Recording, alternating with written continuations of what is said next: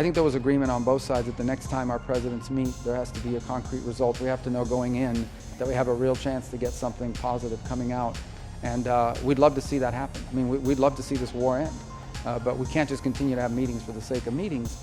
And I think both sides sort of view it that way. At least that's what I took from our conversations. So my conversations with them have always been professional and productive. But I mean, obviously we want to see results.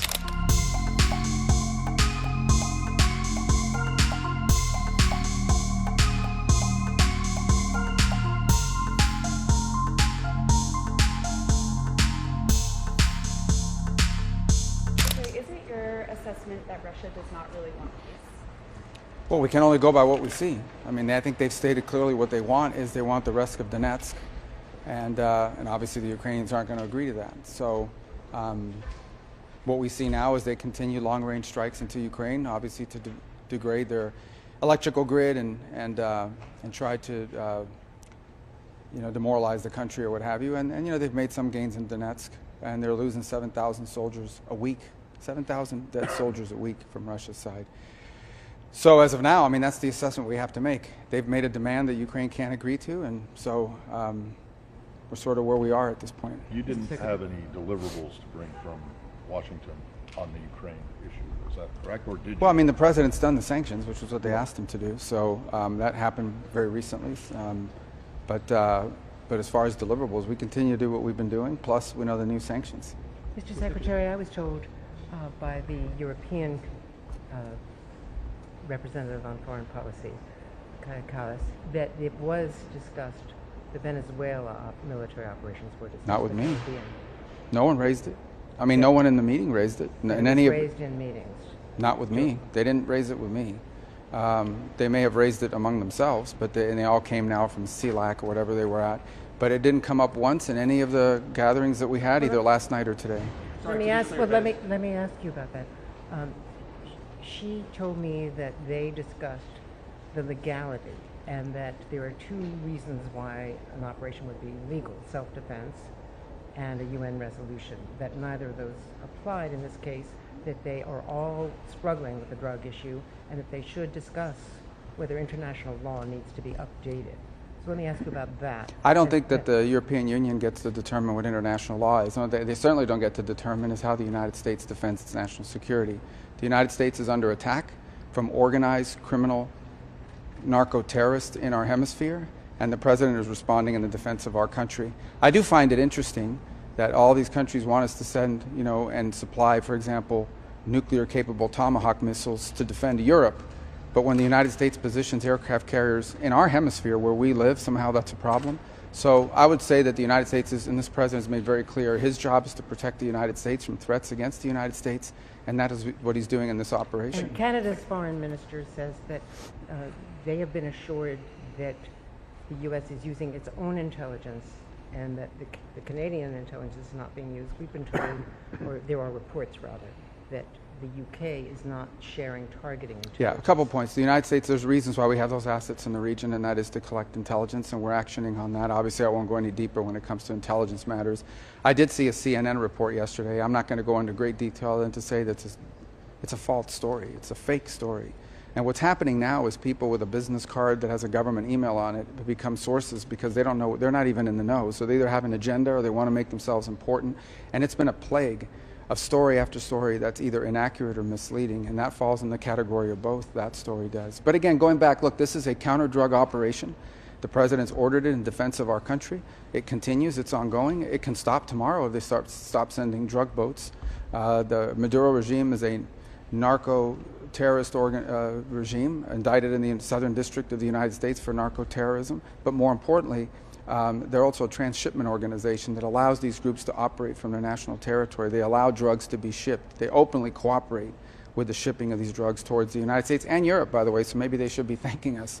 But the bottom line here is that the president is going to defend the national interest and the national security of the United States, which is under threat by these terrorist organizations. Secretary, you met with your Saudi counterpart today. Mm-hmm. Can you talk about what is being discussed in preparation for MBS visit to the White House next week? And will the Saudis get a security deal that is better than the deal that that Qatar previously got? Well, we're still working through all that. I mean, obviously, all that will be announced just prior to or during the visit. But we'll have some good agreements to sign with them. A lot of progress has been made since the president's visit there.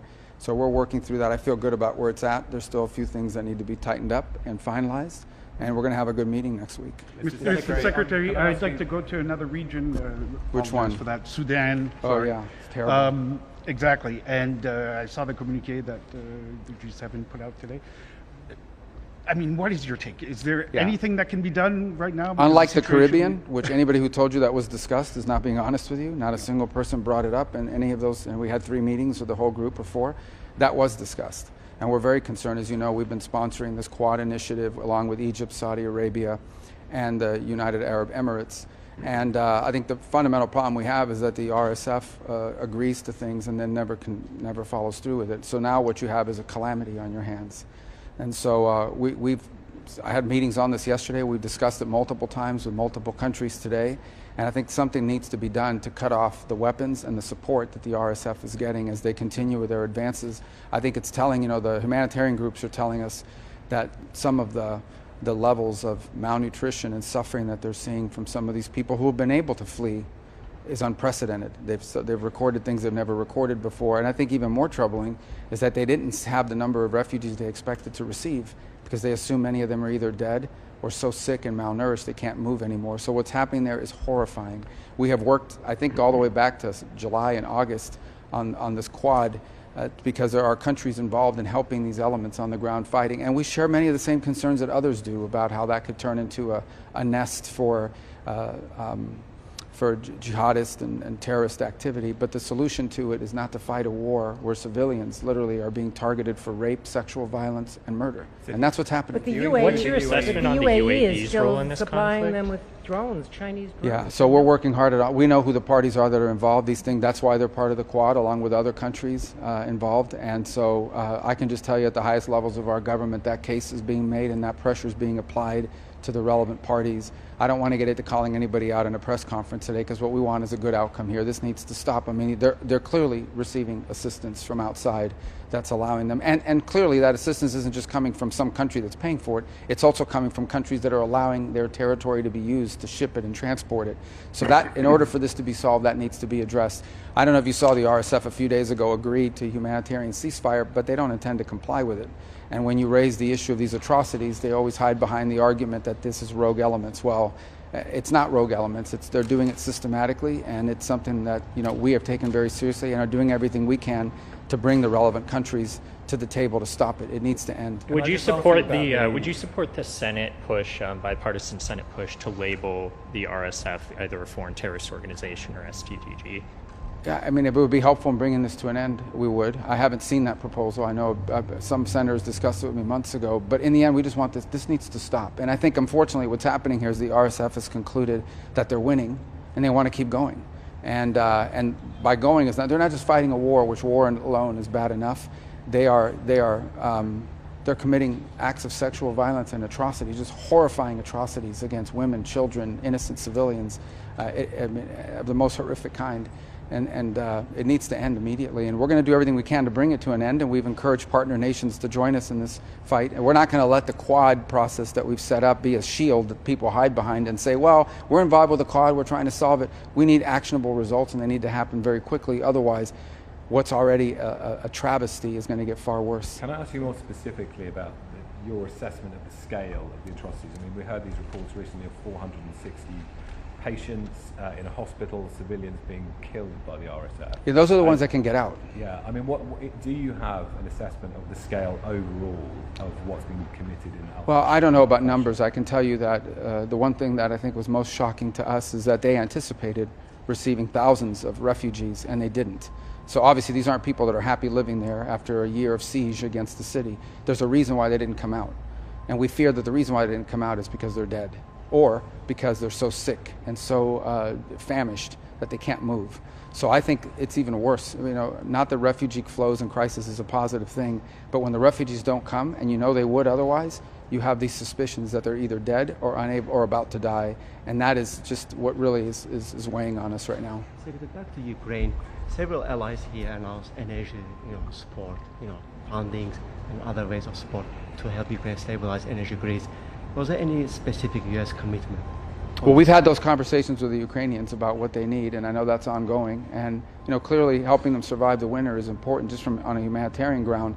The challenge is that Ukraine's energy grid has been diminished each year. So each year they start at a lower baseline than the year before. Now, I think in Kyiv, for example, upwards of 50 to 60% of the day is spent without electrical power. And they've done a tremendous job of sort of rerouting their grid and trying to work around it. But that also means there are hours of the day where there's no water, there's no electricity. You have to schedule business and life activities around that. And that's clearly part of Russia's strategy, is to try to collapse morale within the Ukraine and the will to fight. So, that's why we've been in discussions with them about defensive weapons to be able to protect their grid. And I know we've been in ongoing technical conversations about the specific equipment they need. But ultimately, if that equipment is ultimately destroyed a week later after it's installed, that remains a problem. And that's been the history of the last 2 or 3 years. What's your relationship with Lavrov right now? I haven't talked to him in a month, but it's fine. How did the last conversation go? Well, the last conversation, I think, in my view, the way I would characterize it is, I think there was agreement on both sides that the next time our presidents meet, there has to be a concrete result. We have to know going in that we have a real chance to get something positive coming out. And we'd love to see that happen. We'd love to see this war end. But we can't just continue to have meetings for the sake of meetings. And I think both sides sort of view it that way. At least that's what I took from our conversations. So, my conversations with them have always been professional and productive. But obviously we want to see results.